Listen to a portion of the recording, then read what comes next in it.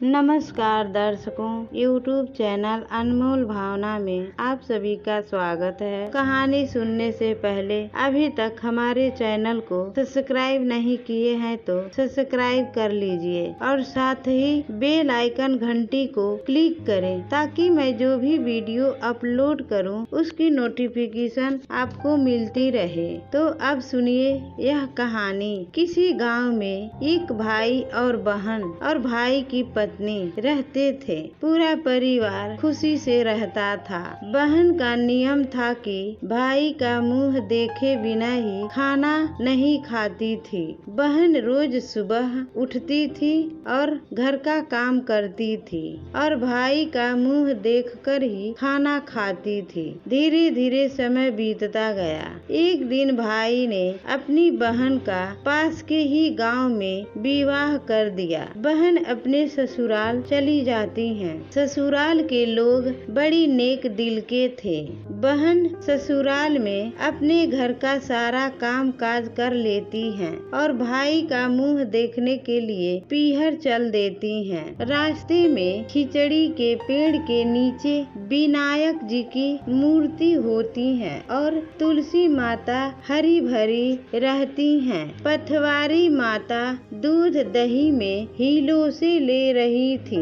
ऊपर सूरज भगवान तप रहे थे। बहन ने भाई का मुंह देखने जाती हैं और कहती हैं, हे भगवान, मेरे को अमर सुहाग देना और अमर पीहर वास देना, ऐसा कहती हैं और आगे चली जाती हैं। रास्ते में कांटों की झाड़ियाँ थी जिससे बहन के पैर में कांटे चुभ जाते हैं। बहन घर जाती हैं और भाई के पास जाकर बैठ जाती हैं। तब भाभी ने ननद की पैर में कांटा चुभा हुआ देखकर ननद से पूछती हैं। तब ननद बताती हैं, भाभी, आते समय रास्ते में झाड़ियाँ पड़ती हैं, वहीं पर कांटा पैर में चुभ गया। वहाँ से ननद अपने भाई और भाभी से बातचीत करके वापस अपने घर आ जाती हैं। ननद के जाने के बाद भाभी ने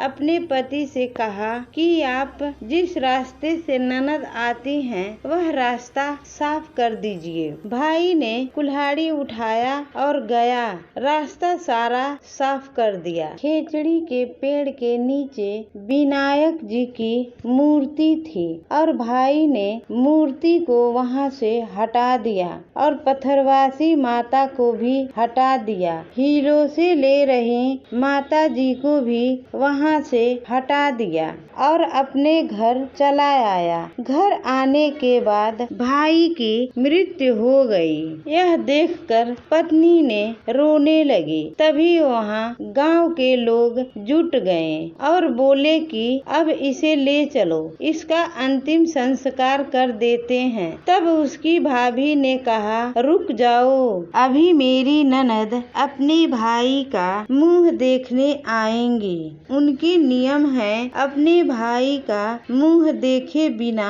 खाना नहीं खाती हैं। कुछ लोग बोले, आज तो मुंह देख लेगी, कल क्या करेंगी? एक बुजुर्ग व्यक्ति बोला, थोड़ी देर और ठहर जाओ। बहन ने रोज की तरह भाई का मुंह देखने निकली।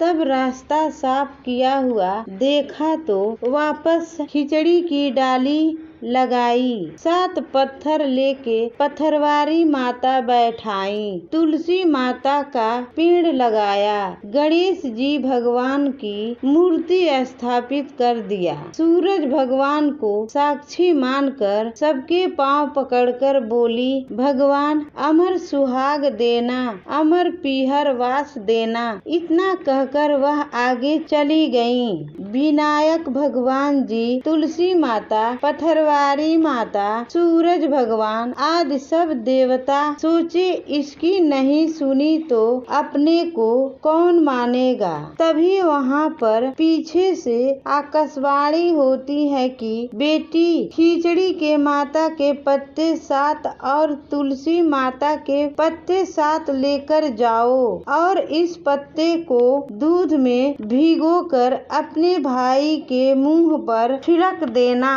यह बात जब उसने सुनी तो पीछे मुड़कर देखा तो कोई नहीं था। फिर उसने इधर उधर देखा पर कोई नहीं दिखाई दिया। उसने सोचा कि पत्ते ले लेते हैं, जैसा सुना है वैसा कर देंगे। फिर पत्ते खिचड़ी के माता के 7 पत्ते ले लिए, तुलसी माता के 7 पत्ते ले लिए और लेकर वह पीहर के लिए चल दी। जब अपने घर जाती है तो देखती है भाभी रो रही हैं और भाई के पार्थिव शरीर जमीन पर पड़ा हुआ है। बहन ने गई और दूध में खिचड़ी के पत्ते और तुलसी माता के पत्ते को भिगोया और भाई के मुंह पर छिड़क दिया। भाई तुरंत उठकर बैठ गया। यह देखकर सारे गांव वाले चकित रह गए। फिर भाई ने कहा, बहन मैंने तो बहुत सोया।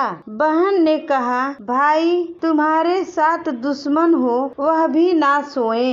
यह कहकर बहन ने अपने भाई से सारी बात बताई। फिर भाई बहन भाभी मिलकर सारे देवता की पूजा की और गणेश भगवान की मूर्ति बनवाई और भाई बहन भाभी सभी मिलकर उनको धन्यवाद दिया। तो कहानी आप सबको कैसी लगी कमेंट बॉक्स में जरूर बताएं और गणेश भगवान की जय अवश्य लिखें। हर हर महादेव।